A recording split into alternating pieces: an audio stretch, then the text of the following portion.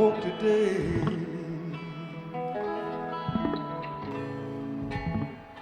Felt you sounded bad. The covers were still warm where you'd been laying.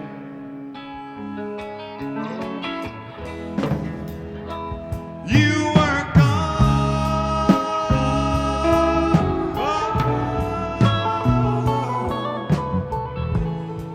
My heart was filled with dread.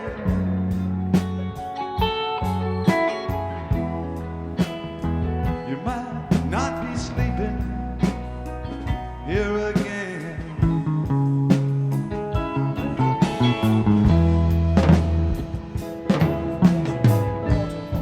But it's alright, 'cause I love you. Recording by John Thomas. That's not gonna change. Habits That Handicap by Charles B. Towns. Chapter 15, Appendix. The Relation of Alcohol to Disease. By Alexander Lambert, M.D., visiting physician to Bellevue Hospital, professor of clinical medicine, Cornell University, author of Hope for the Victims of Narcotics. In the simple heading of the subject matter of this article, there are contained such possibilities of facts and fancies, truths and errors, and wide differences of opinion that it seems wise to define not only its meaning, but some of the words themselves. What is disease? To many people, it is a definite, concrete thing which seizes one in its clutches, holds one captive, or possesses one for a second time, and then, if overcome, releases its grip, and one is freed and in good health again. But disease is not an entity, even though some agents, as bacteria, are living organisms. It is the lack of some processes which these agents overcome, and others which they set in motion, as manifested by disturbances of various functions of different organs in the body that make up some of our diseases. Our bodies are often in a state of delicate equilibrium, and if some one gland fails to secrete or secretes too abundantly, the resulting condition may become a disease. As health is a harmonious relationship between the various functions of different parts of the body, so disease is a disturbance of this harmony.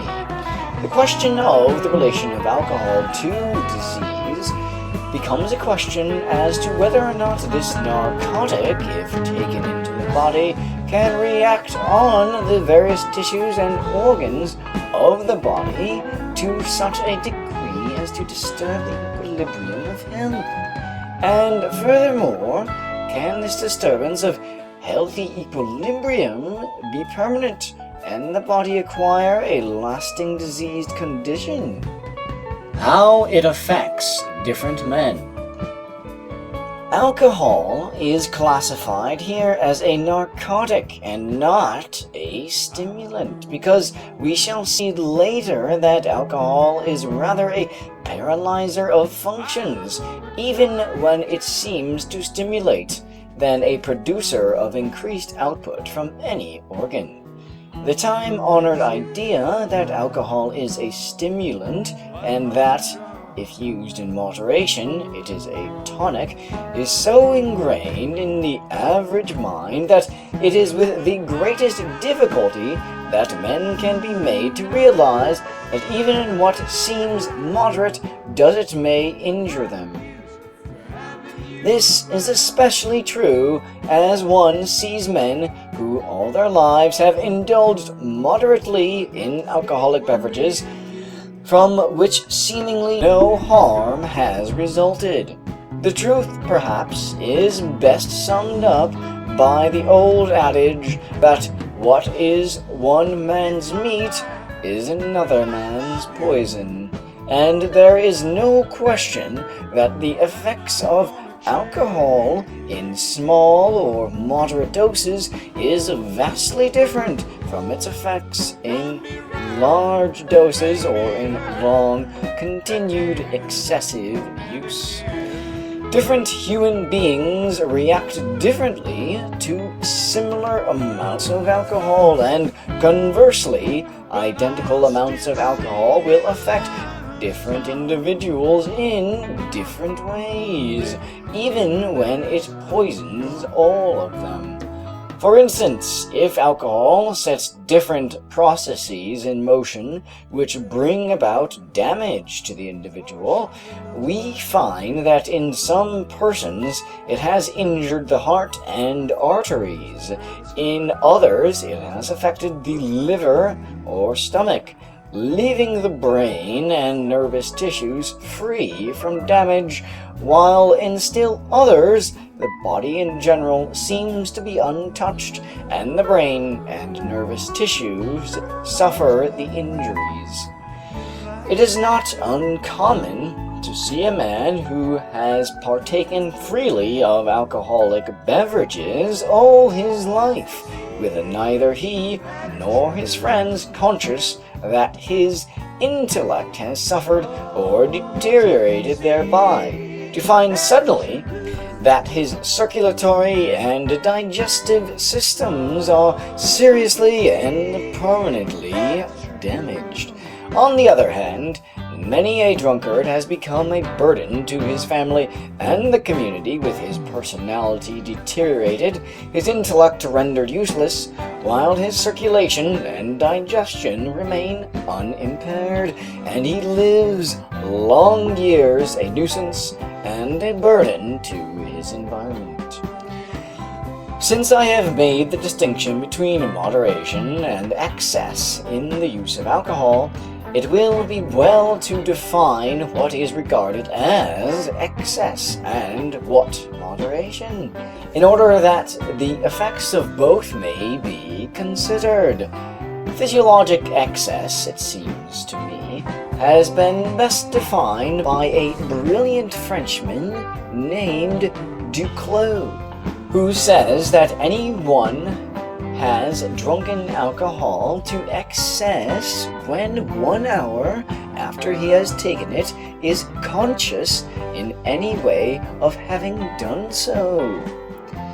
If after a drink of any alcoholic beverage has been taken, wine, whiskey, or whatever it may be, an hour later we feel ourselves flushed, tongue loosened, or if we are heavy and drowsy, or if we find our natural reserve slightly in abeyance, if the judgment is not as sternly accurate as before partaking of the beverage, if the imagination is unusually active, and close consecutive reasoning not as easy as before, if we think we do our work much better, but next morning realize we haven't accomplished quite as much or done it as well as we expected, then we have shown a physiologic excess intake of alcohol, and an amount which, if continued, will produce damage somewhere in the body.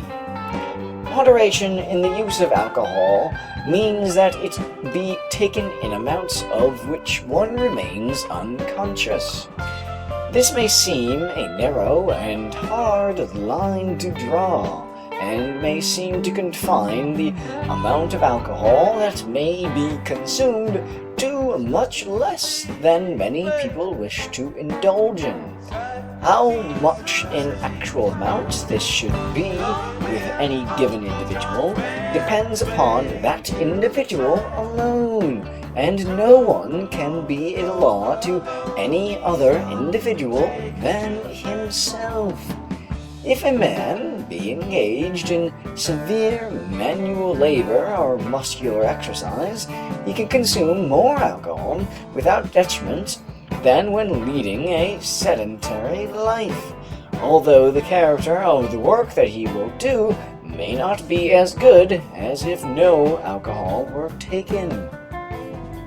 The moderate use of alcohol. The above definition, however, must suffice. We must fix some standard between moderation and excess, and the more accurately we define moderation, the more narrowly do we confine it. Judged by the above standard, alcohol taken in moderate doses does not seem more than to stimulate the digestive processes of the stomach, increase the flow of blood through the heart, increase the circulation in the periphery and skin, dilate the capillaries, and make it easier for the circulation to complete its cycles. When absorbed into the body in such doses, it can act as a food, and in fact, as much as is burnt up by the body does act as a food, although it differs from other foods in that it is never stored up. It can replace in energy-giving properties sugars or fats, and being burnt up by the body can give out the equivalent of sugar and fat in muscular energy, and heat generated and given out by the body. Its effect is similar to that obtained by sugar and fats, which are taken out by the body when needed and in the amounts requisite to the body at the moment, and it seems to be treated as far as can be seen as other foods for fuel. But it is not an economical fuel because the human organism does not perform its work as well as when there is no alcohol in the ration. Simultaneously, when being consumed as food, it is exerting its drug action. In this process, it is the more easily available, and thus the sugar and fats are stored up while the alcohol is burnt up. It spares the fat consumption, often causing an increase of bodily weight through the putting on of fat.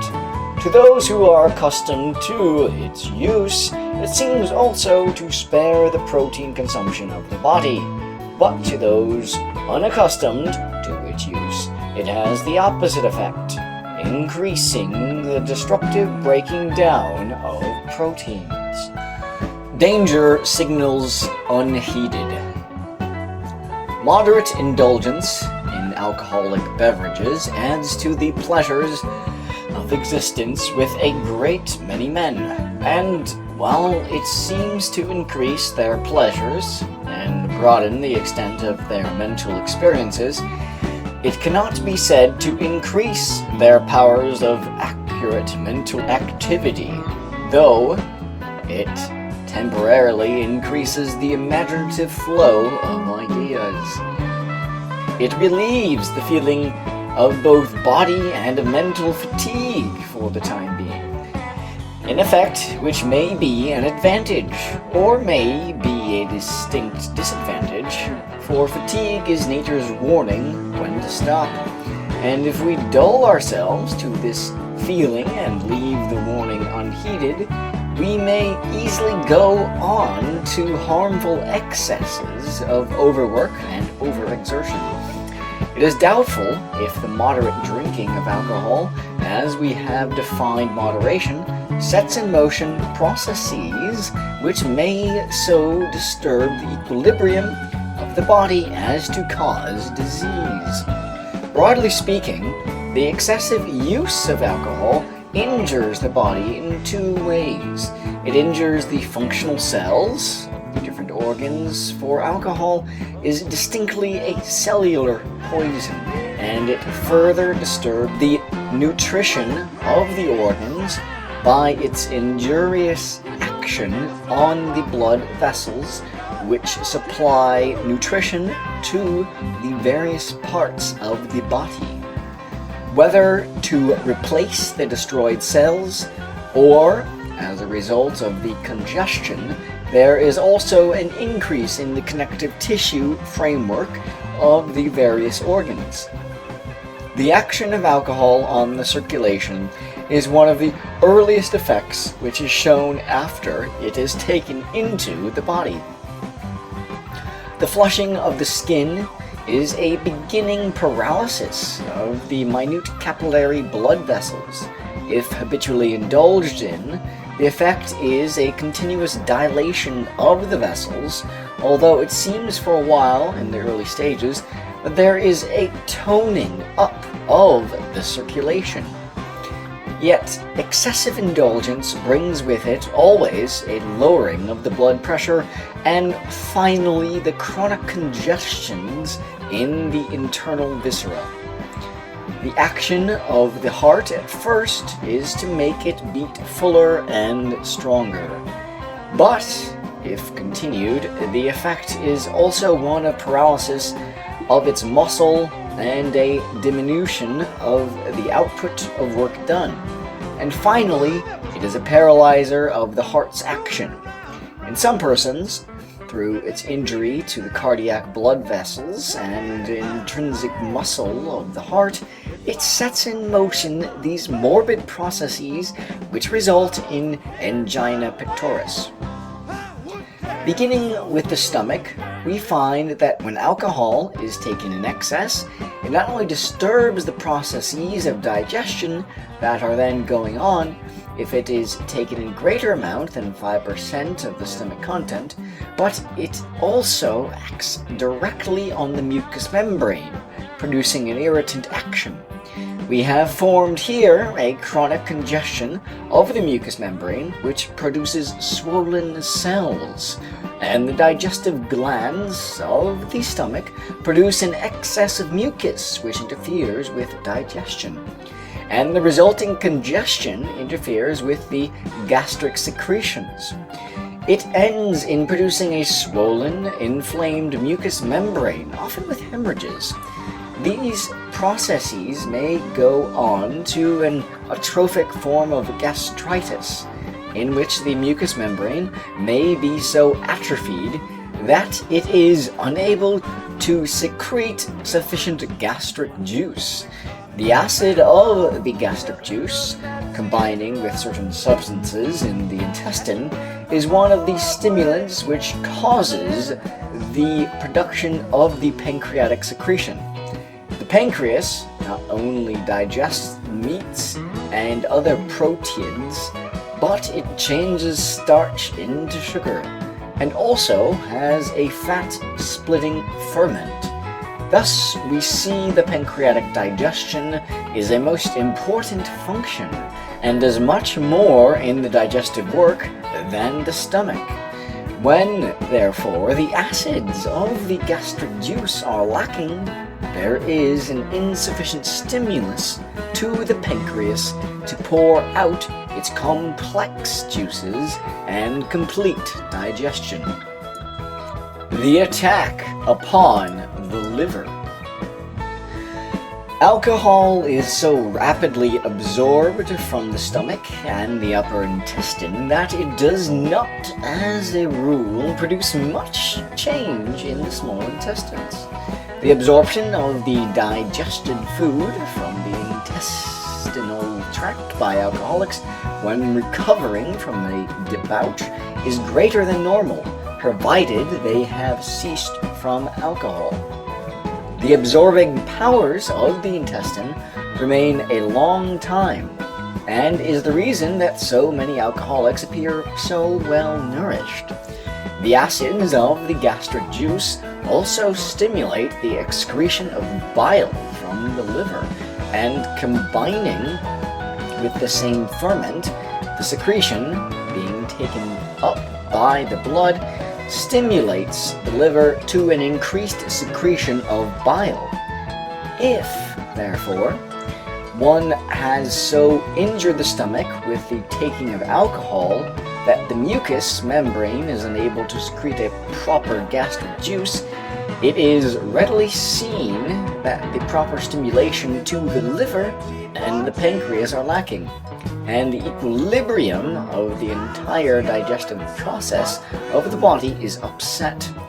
The blood from all the intestines goes directly to the liver. The circulation of this organ being so arranged that the blood must filter through and bathe the liver cells before it is gathered into a central vein and returns into the general circulation. In fact, the liver is the great chemical laboratory of the body, and the complex processes that go on there are as yet but little understood. The processes which I have described as generally characteristic of alcohol are seen to a very marked extent in the liver. There is a chronic congestion, and there is very frequently various forms of degeneration in the hepatic cells, and in many cases an increase in the connective tissue to such an extent as to cause the disease known as cirrhosis of the liver.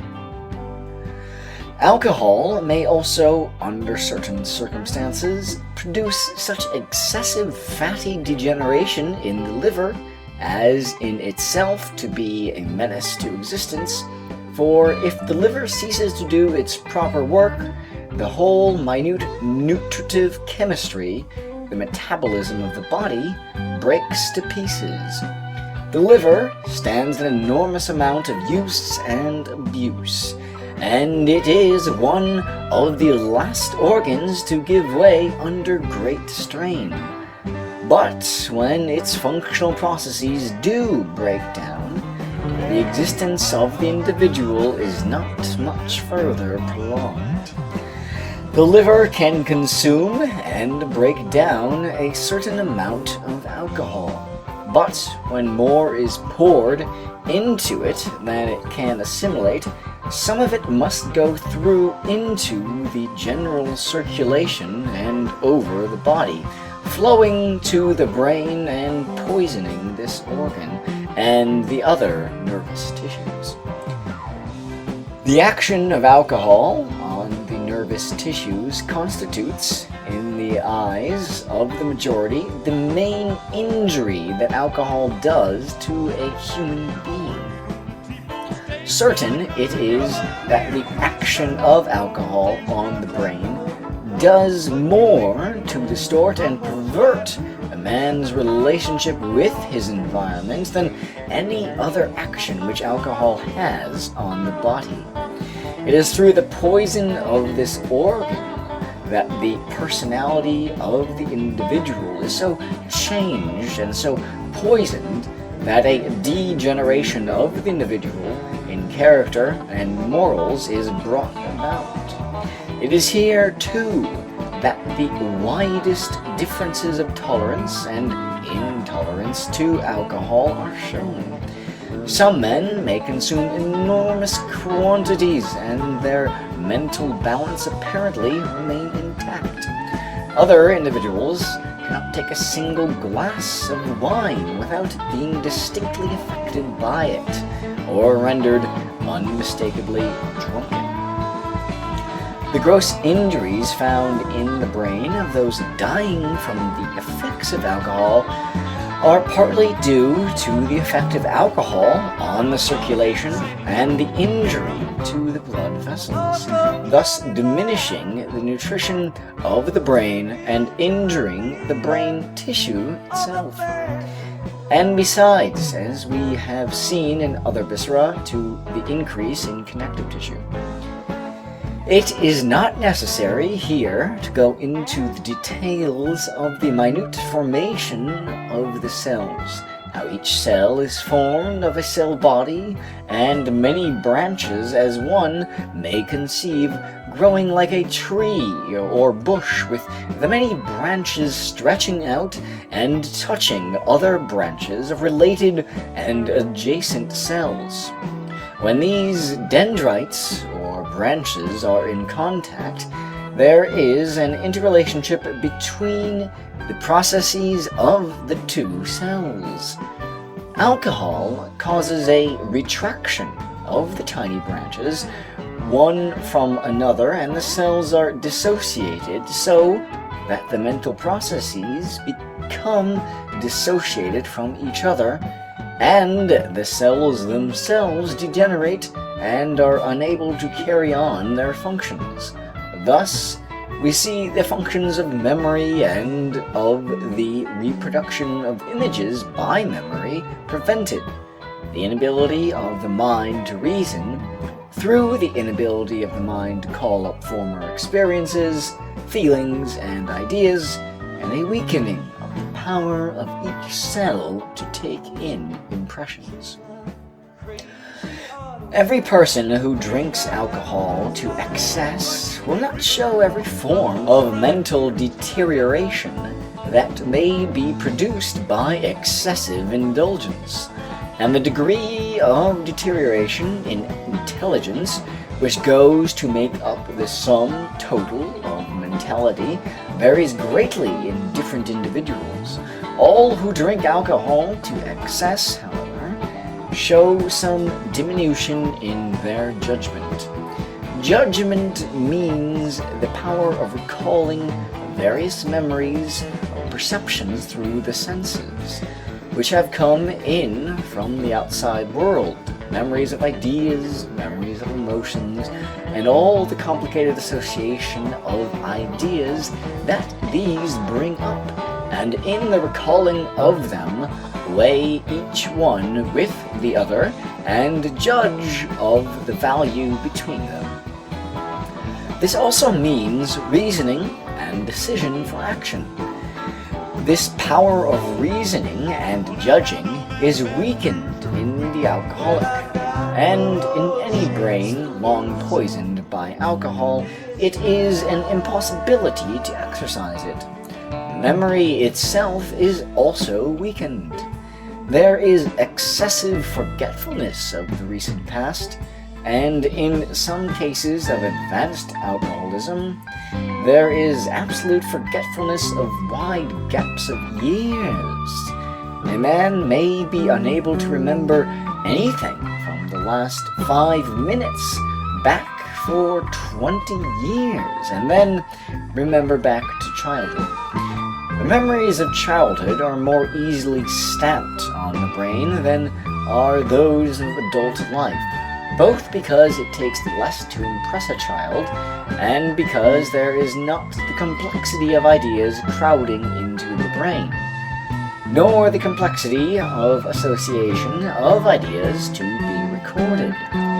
Therefore, memories of childhood make a deeper impress and last longer, and so the complex memories of the adult are the first to be forgotten in the alcoholic, and those of childhood remain. Effect upon memory and judgment.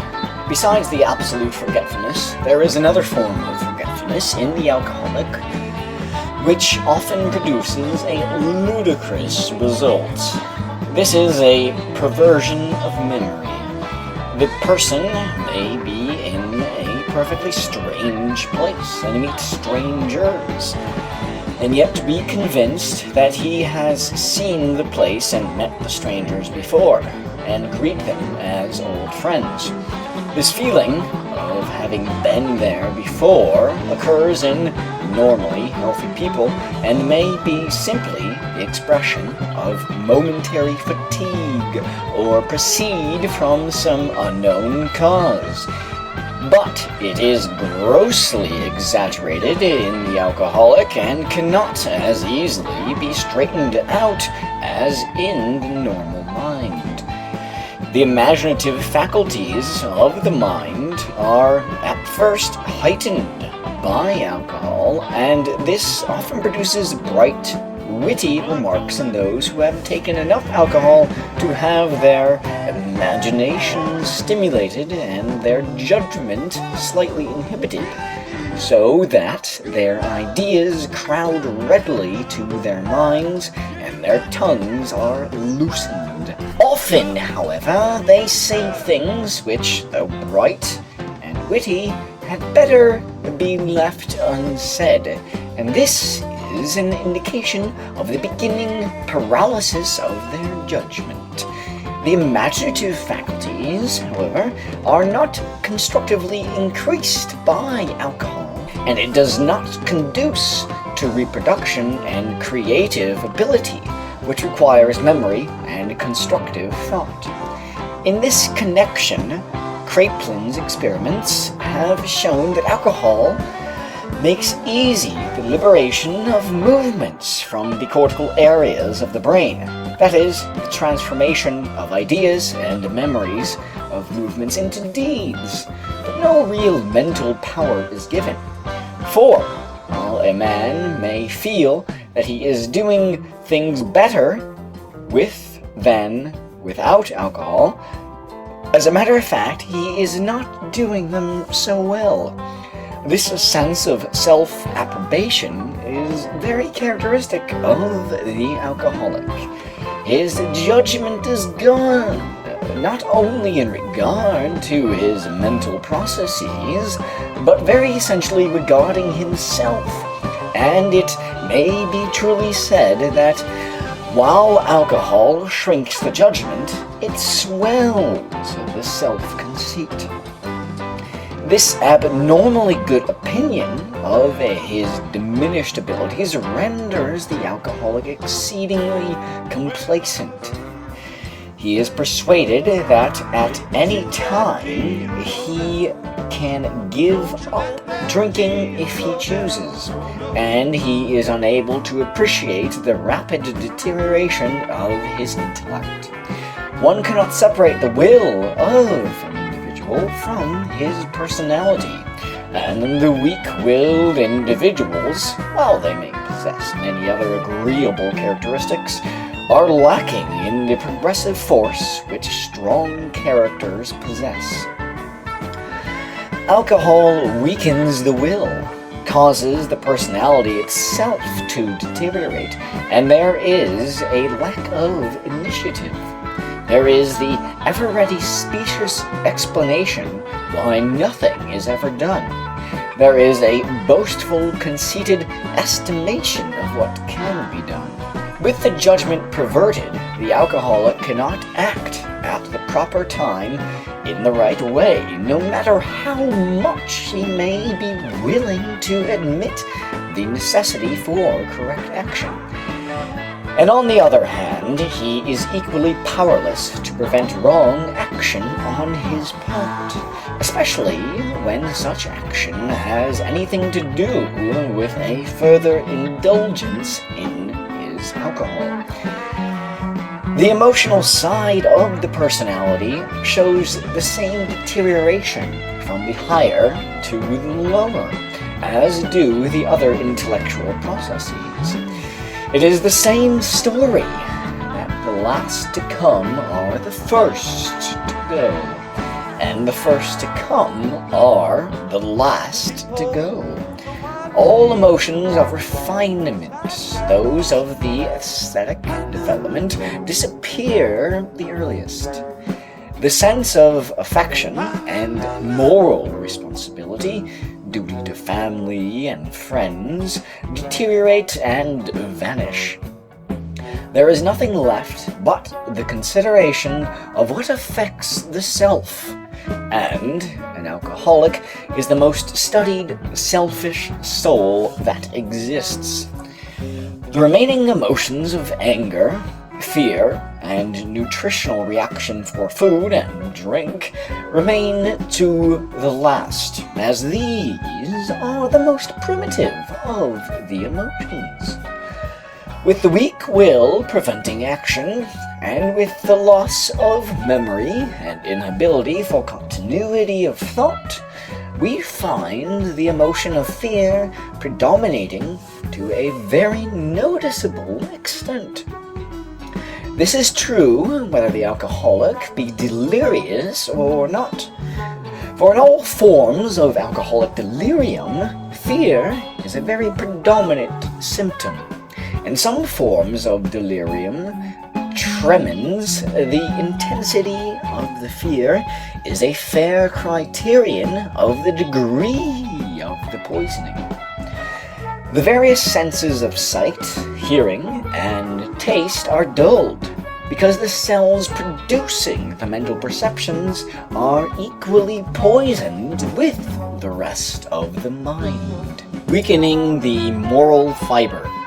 With the inaccuracy of sense perception and loss of memory and diminished judgment, one cannot be surprised to find that alcoholics are notoriously inaccurate, unreliable, and untruthful. They cannot tell the truth even with assistance. But often, what is credited to them as untruthfulness is mere inability to perceive things accurately, to remember accurately, and therefore to state things accurately. With the deterioration of the personality, that is, of the will, one would naturally expect that the deterioration of morals would go hand in hand. One cannot remain moral or virtuous without sufficient will to do so, and without sufficient will to make a struggle for self-control. And this is so in the case of a mind poisoned by alcohol. I do not claim that lack of morals is a disease, but moral development has appeared late in the development of the race, and such racial development is expressed by the individual. With the deteriorated mentality of the alcoholic, we must expect that the characteristics of late development will be the first to go. And for this reason, we must realize that alcoholism naturally tends to immorality and crime.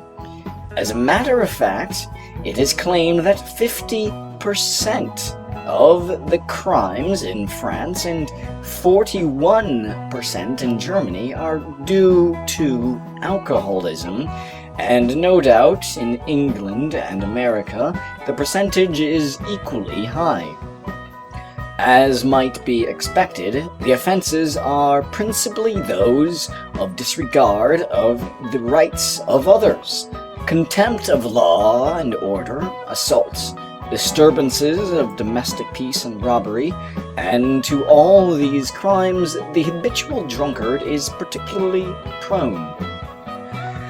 But it is not my purpose to discuss the effect of alcohol in any way except as it pertains to the human body, nor to go into the reasons why men so poison their bodies as to bring about these deleterious results. The deterioration that we have been considering, when occurring in the mind, would naturally cause one to infer that insanity must also be common in those who are addicted to alcohol, and such is indeed the case. In New York State alone, I believe it can be safely said that fully 10% of the women and 30% of the men confirmed in the state asylums are there through forms of insanity caused by alcohol. It will not profit us to go into the various forms of alcoholic insanity, but when we realize that 1/3 of the men in the insane asylums today in New York are there because of excessive indulgence in alcohol, and also that the state spends annually over $6 million to care for them, we realize both the terrible ravages that alcoholic poison has made on the mentality of men and the enormous cost that it entails upon the community. As to the alcoholic circulating in the blood, there is an endeavor naturally to get rid of it, as with all poisons, and the kidneys in this endeavor show the same processes that are elsewhere seen, of destruction of the specific cells, congestion, and increased connective tissue growth. Whether it is that these cells are destroyed in an endeavor to eliminate various substances for which they are not fitted and break down under the strain, or whether they are directly poisoned by the alcohol itself, the resultant factors are those best understood in the lay mind as acute and chronic Bright's disease. Whether or not alcohol produces these various processes in the kidneys which result in these diseased conditions, there is no question but that certain of these diseased conditions appear more frequently in alcoholics than in others. Besides the destructive processes about which we have been speaking in the various viscera, there are certain results of alcohol that may be said to affect the general condition of the individual. By this, I mean the general resistance to bacterial infection, the resistance to injury to the body, and the ability to repair such injuries. Alcohol diminishes the power of the body to resist bacterial infection. The alcoholic is more prone to acquire bacterial diseases, and when these are acquired, he is infinitely less able to resist them. In Bellevue Hospital in 1904, there were 1,001 patients with lobular pneumonia. Of these, 667 gave a history of alcoholism. 334 were non-alcoholics, which means that there were twice as many alcoholics suffering from this disease as non-alcoholics.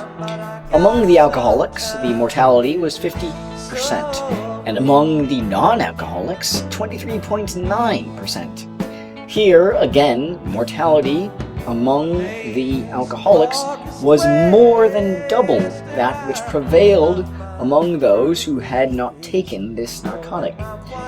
The same is true of other infectious diseases. When injuries occur to the body, such as broken legs or arms, there is a very wide difference in the picture produced in those who have drunk to excess and those who have been sober.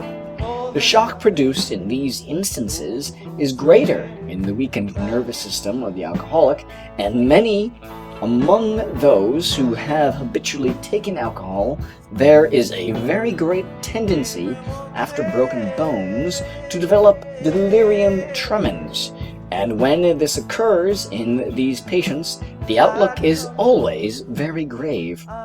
A broken leg or arm does not bring with it any such danger to those who have led sober lives. The process of recovery from disease and accident, owing to the deteriorated nervous system and the poisoned circulatory system, is much slower in alcoholics than in others. Weak wills inherited. Unfortunately, the injury which alcohol does and the processes of deterioration which it sets on foot do not end with the individual. Alcohol poisons and injures the germ cells of both sexes, and the offspring of those addicted to its use may inherit a weakened and injured nervous system. The taste for alcohol, the craving, so-called, is not inherited. This idea that because a man has an alcoholic father or mother, he inherits the taste for alcohol is a superstition that has been used by the weak as an excuse both for overindulgence in alcohol and as a further excuse why no attempt should be made to check their indulgence.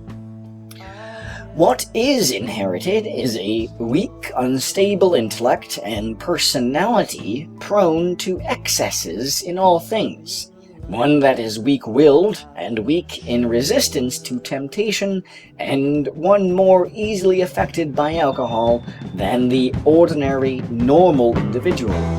There is also often inherited a lack of moral perception and moral sense, causing the individual to do things which make one doubt his sanity. Yet he cannot be called insane but really wanders in the borderline between mad and bad, which is often worse than insanity itself. Alcoholic inheritance does not stop at instability of the nervous system or weakness of the personality, and one is rather staggered to realize the high percentage of imbecile, epileptic, and weak-minded children that may be born to alcoholic parents.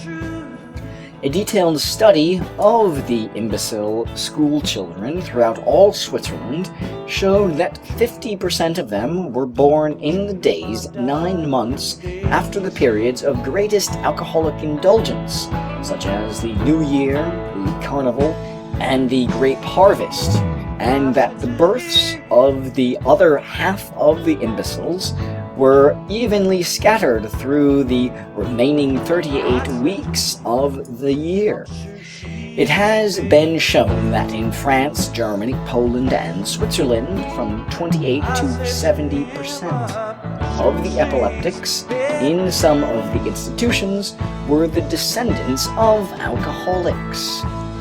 Dim, in comparing the results of the health and death rates between 10 alcoholic families and 10 non-alcoholic families, found that in the alcoholic families, out of 57 children, 25 were still born or died in the first month of life, 22 were designated as sick, and 10 as healthy, while in the non-alcoholic families, 5 were still born or died early, 6 were sick, and 50 were healthy. Thus, only 17.5% in the alcoholic families were healthy, while 82% in the non-alcoholic families were healthy, and only 18% not healthy. The percentages, therefore, were almost exactly reversed. These statistics mean that not only may the chronic alcoholic bequeath his poisoned nervous system to posterity, but from the statistics in Switzerland of the imbecile children, we must realize that even a temporary debauch may leave a curse upon the innocent child.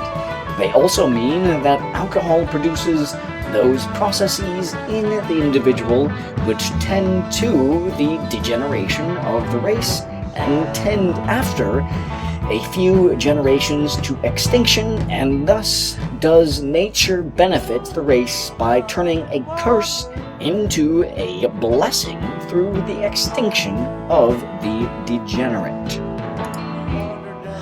End of section 15. Recording by John Thomas Kuzmarski. www.validateyourlife.com. Gone are the days when the ladies said please. Gently Jack Jones, won't you come to me? And I am in red grenadine. The bottle was dusty, the liquor was clean. The sound of the thunder with the rain pouring down, and it looks like the old man's getting home. And it looks like the old man